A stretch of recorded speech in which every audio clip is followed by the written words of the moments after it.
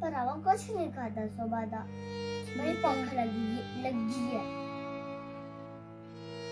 ਭੈਣ ਮੇਰੇ ਕੋਲ ਪੈਸੇ ਨਹੀਂ ਹੈਗੇ, ਮੈਂ ਤੈਨੂੰ ਰੋਟੀ ਲਿਆ ਦਵਾਂਗਾ, ਤੂੰ ਫਿਕਰ ਮਤ ਕਰ, ਮੈਂ ਆਪ ਨਹੀਂ ਖਾਂਦਾ।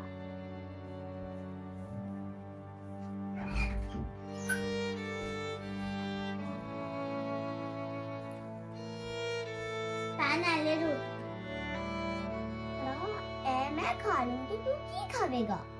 भैन तू खा ले, मेरी भूख भी मिट जाए। भैन तू रोटी खा, मैं चलदा। रोटी मैं खा लूंगी, अद्धी रोटी मेरे भरा नूं दे देनी, और मेरे को पैसे भी नहीं है।